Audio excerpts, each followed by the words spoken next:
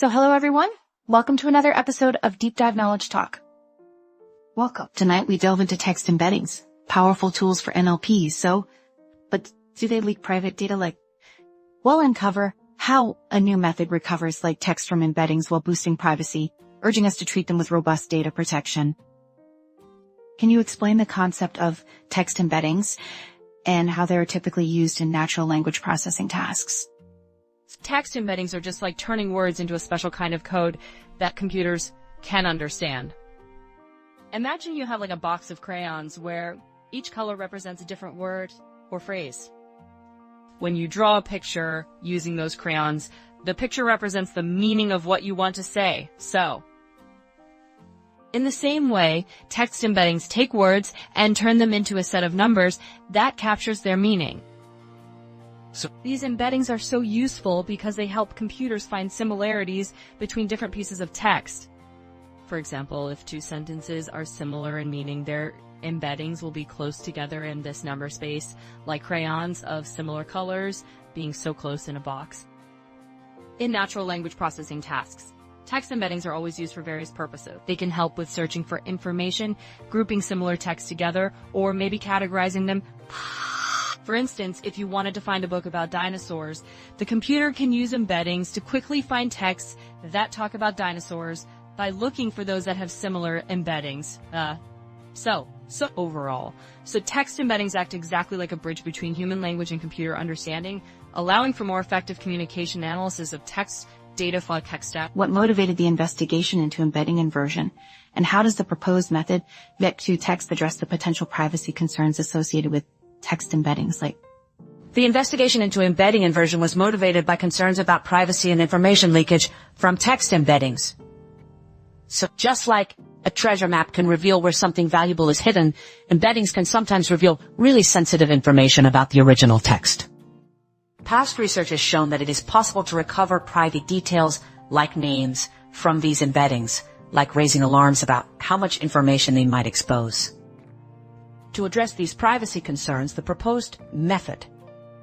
vec2text takes a careful approach to reconstructing text from its embeddings. It works like a detective piecing together like clues. Instead of trying to guess the original text all at once, vec2text starts with an initial guess and then refines this guess step by step. So, each time it makes a guess, it checks how close the new guess is to the original embedding and makes corrections to improve it. So, this iterative process helps ensure that the method can recover the original text while being mindful of privacy issues. By only querying the embedding model for each step, it limits the chances of exposing sensitive information, like during the reconstruction process. Overall, vec2text aims to balance the ability to recover text with the need to protect personal data, making it a thoughtful solution to a really complex problem.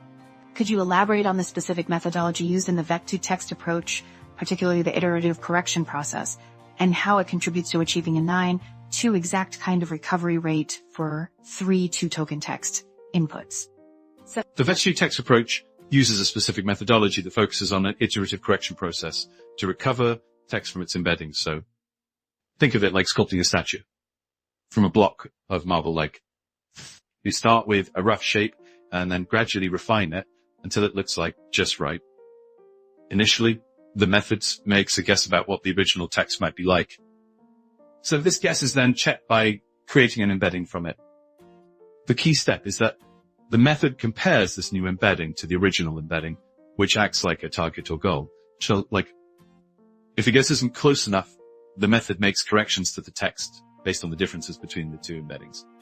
So this iterative process allows the model to refine the text multiple times. So it's like adjusting the whole chisel in the marble to get the details just right.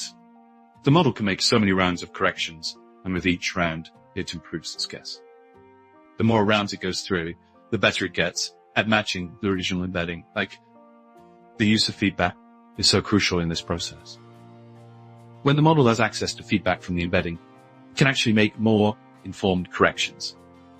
This feedback really helps the model understand the shape of the embedding space better, leading to a higher accuracy in recovery. For example, after 5 rounds of corrections with feedback, the model can achieve a much higher percentage of exact matches compared to when it operates without feedback. Overall, through this careful multi-step refinement process, the SERC2 text can actually achieve a 9-2 exact recovery rate for 3-2 token text inputs, so demonstrating its effectiveness in reconstructing original text from embeddings. So what were the key findings regarding the recovery of sensitive personal information, such as full names from clinical notes? And what implications do these findings have for privacy practices in handling text embeddings? So the key findings regarding the recovery of sensitive personal information, such as full names from clinical notes, indicate that text embeddings can leak similar amounts of sensitive information as raw text. So this means that embeddings are not just harmless for studies. They can reveal critical details about individuals, especially in sensitive fields like medicine. The implications of these findings are pretty significant for privacy practices. Since embeddings can expose personal information, they should be treated with the same level of care and protection as the original text. This includes implementing really strong anonymization measures and possibly adhering to legal requirements that apply to sensitive data. So essentially, organizations using text embeddings must recognize that these embeddings can carry the same privacy risks as the original data and take appropriate steps to safeguard them. So how does the performance of the VEC22 text model compare with that of other existing models for decoding text embeddings? And what advantages does it offer in terms of both accuracy and practical application? So, the performance of the VEC22 text model really stands out when compared to other existing models for decoding text embeddings. So VEC22 text is specifically designed to invert two advanced embedding models, achieving an impressive exact recovery rate of 9-2 for 3 two-token text inputs. This level of accuracy is pretty significant, especially when considering that it can extract critical clinical information from embeddings. One of the advantages of VEC22 text is its iterative correction process, which allows it just to refine its guesses about the original text through multiple rounds of adjustments. This method enhances its accuracy over time, unlike some other models that may rely on simpler approaches or shallow decoders that do not correct their guesses as effectively. Just in terms of practical application, the VEC22 text's ability to recover most sequences exactly up to 3-2 tokens and some information up to 1-8 tokens just makes it really versatile for various text lengths. This flexibility is really crucial since many embedding models commonly handle longer text. Additionally, the model's reliance on feedback from the embedding process helps it achieve better performance, making it a really robust choice for tasks requiring high accuracy in text reconstruction. Overall, VEC22 text offers a combination of high accuracy and practical usability, making it a really valuable tool in the landscape of text embedding decoding. What are the broader implications of the study's findings for the future of text embedding technologies, particularly regarding their use in applications that handle so sensitive information? The study's findings have significant implications for the future of text embedding technologies, especially in applications that handle really sensitive information. And one of the key takeaways is that embeddings can leak sensitive data, similar to raw text. This equivalence suggests that organizations must treat embeddings with the same level of caution and protection as they would like with the original data.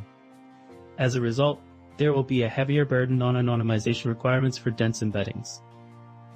So this means that developers and organizations will need to implement robust privacy measures to safeguard embeddings, ensuring that they do not inadvertently expose personal information.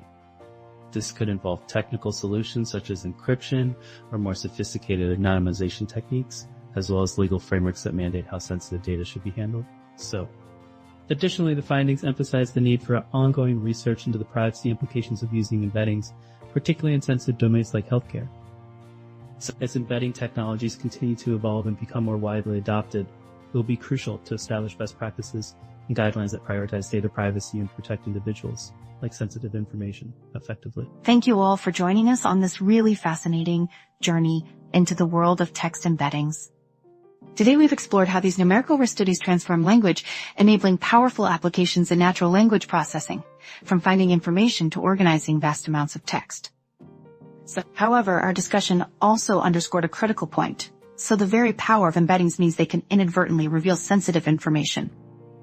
We learned that these numerical footprints of words can indeed leak personal details, so emphasizing the crucial need to treat them with the same stringent privacy protections as the original textual data.